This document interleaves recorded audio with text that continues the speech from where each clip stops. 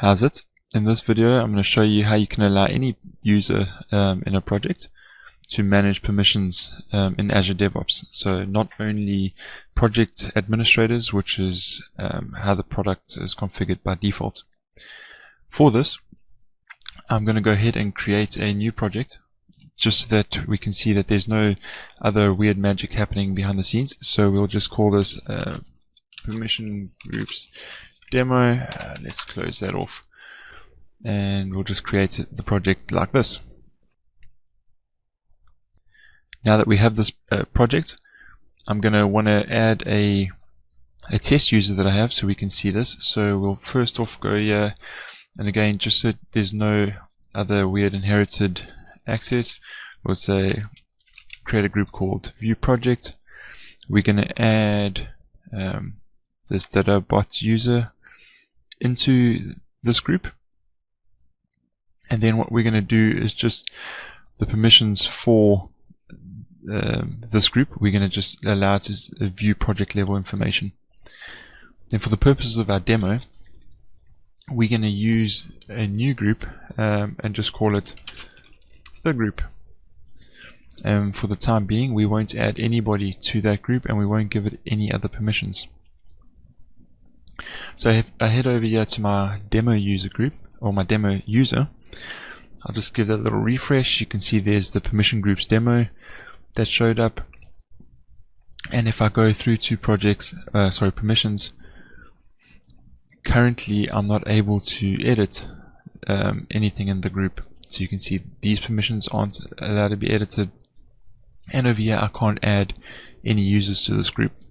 Okay, so if I head over then to Postman, so we use Postman for our demo today, I'll just go ahead and import the collection and the environment, and then we can take a look at what those look like. So hit import. If we look at the collection, there's a couple of methods here around listing the projects, listing groups, setting permissions that we'll dive through soon. And then under environments, we've got the permission groups demo, which if we look at that currently just has the org name and pat token. So we'll hit edit because we're going to have to set those. If we go back to our demo, the org name is dada, so we'll go and put dada in quickly, and then we're going to need to generate a pat token. So I'm going to go ahead here quickly and just generate a pat token that has full access to this project.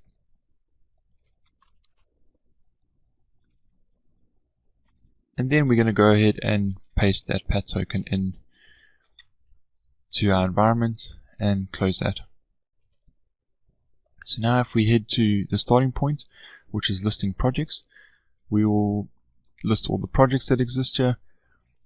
And on most of these you'll see the tests have a little green. Hopefully it's always green because I'm grabbing generally the first element that shows and setting a value with that, just so that creates the variable for me, and then I'll go through the list and actually find the specific value that I want and update that variable. So in this case we want the project ID, so I'm going to go ahead, grab the project ID, head over here, and I'll just edit that project ID in place. Okay, so now we've got the project ID. We're going to need the descriptor for the project. So by default, this is one that I don't have to edit because there's only one value. I just grab that and put that in. After that, we're going to want to look for the specific group that we're after.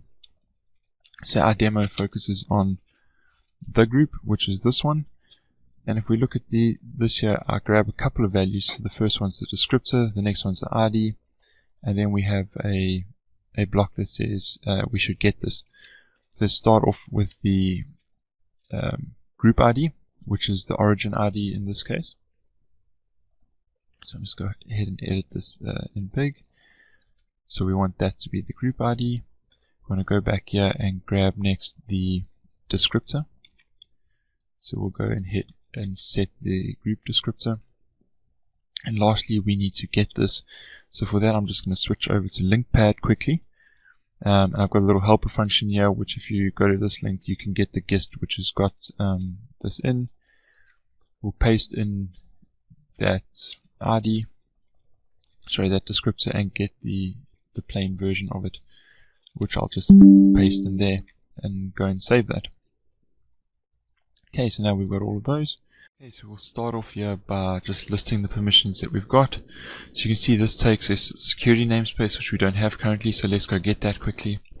So I'll show all the security namespaces, and the specific namespace that we're after in this case is identity. So we'll go and grab that namespace, edit this, and update that security namespace. The next thing that it uses is the project ID, which we have from earlier, the group ID, which we recently just populated, and in this case we're saying we can include the extended information and we don't want to recurse the permissions or look recursively for permissions. So this is what the permissions look like by default, with all the various groups that have basically admin access over this group. And so what we want to do to start off with is go set permissions for our individual user. So what this looks like, it takes again the project ID and the group ID. We're going to say that we do want to merge permissions, and we'll allow any inheritance to follow through to this. You can see in this case we want to use a claims identity, and we need to go now and get what this claims identity variable is. So to do that, I'm going to go ahead to the search identities, and I'm just going to search for that dada user. Just undo that.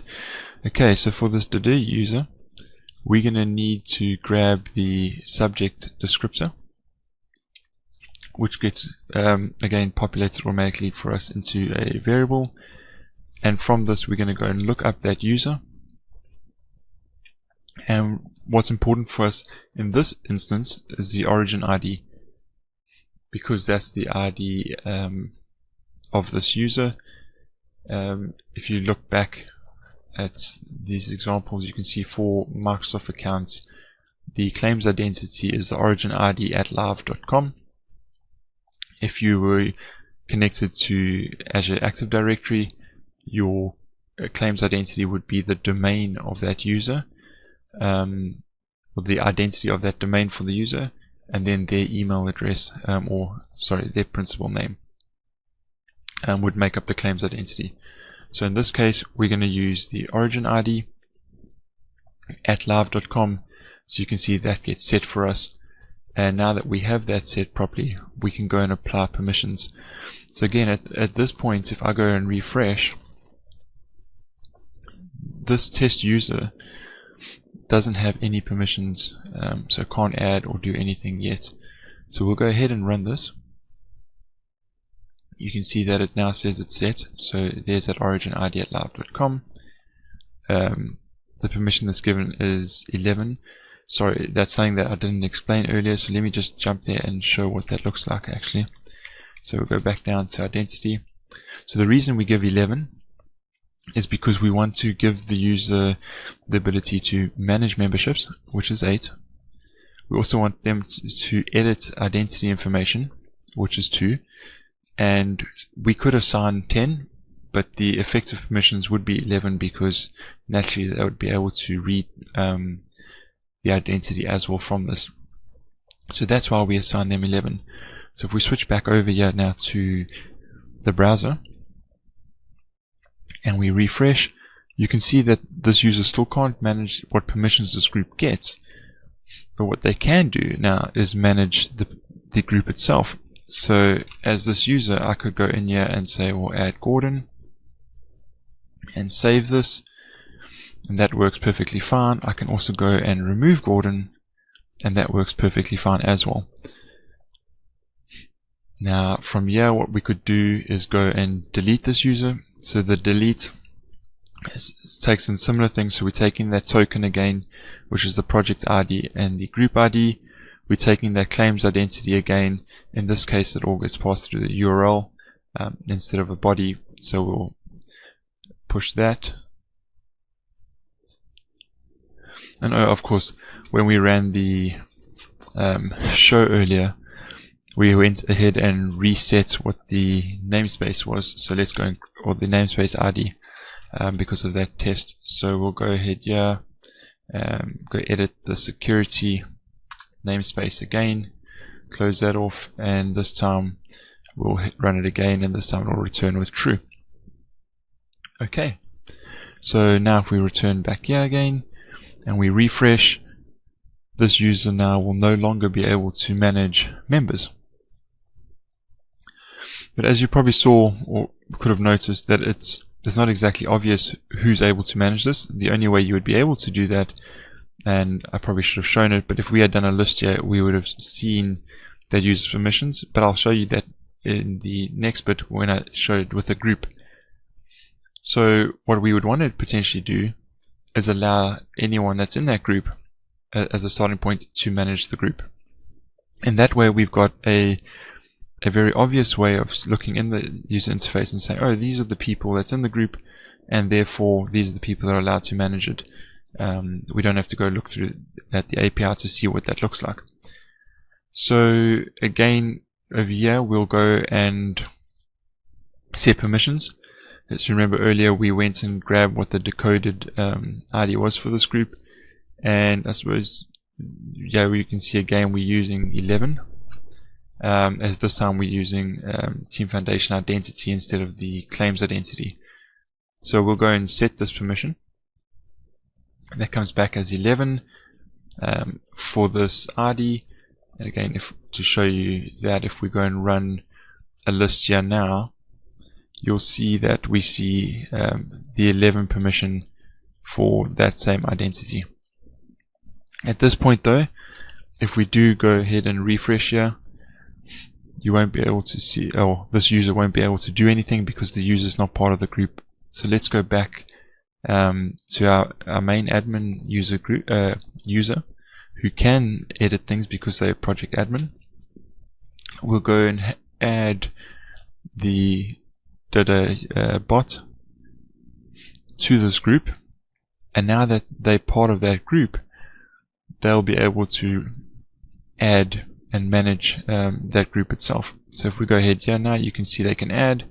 So we go here, and again we can go and add myself, and we'll be able to go and remove myself again, and that all works fine. Along with this, because I suppose the only downside of this, for this user, if they were to go ahead and remove themselves, they've now removed themselves. It looks like they can still add, although if they go and refresh the page again, you can see that that permission is then gone and they can't add again. Okay, so to show it from this side, we'll just refresh here again to show that when you do remove the person, their access, also when you remove the group's permission to manage, the access is gone. So if we go here and add, so there you can see that the user's there again, and they can add. If we go back here and say delete, again we're going to delete the Team Foundation identity for that group descriptor. We'll go ahead and run that. See, it returns with true. So if we go back here again and run, refresh, and we look at members, you can see although this user is in the group, the permission now to add is removed. So you can see how you could use this in other ways. So for example, you could go ahead and say that, well, this group, you don't want to allow people in this group to manage it. So sorry, I wouldn't need to be from there. What I would want to do though is change to this user. So what you could do is create a management group. So create a group that says manage, and you'd potentially have a convention that says, well, if someone's part of a group -manage, then they are able to manage the group with a similar name, and you sort of roll those two out together. So in this case, if we have this the group manage, we'd head back here, and when we list all the groups, we would go and find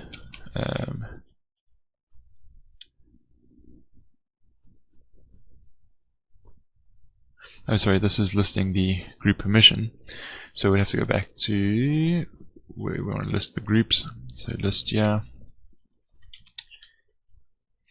find the group manage, and then we'd repeat the same process. So we'd grab this ID,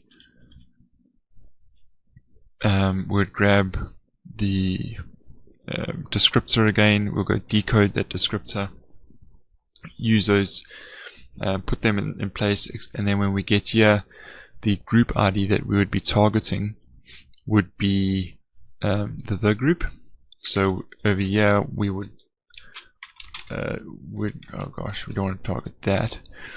We would target, let's grab this text. So over here we would look at targeting the group, and at this point we would add the descriptor for the managed group, and that would give the managed group permission to manage the group.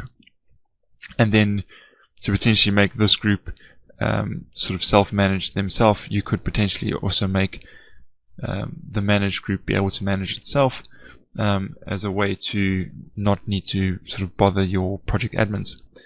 So that's quite useful if you do have the sort of one project to rule them all type scenario, where you can have other groups be created that allow people to create more sort of permission boundaries or permission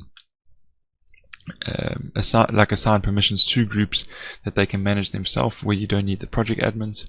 And potentially as part of another video I can show you how you can allow them, or allow anyone in your project to create these groups as well, without that needing to be a project admin as well.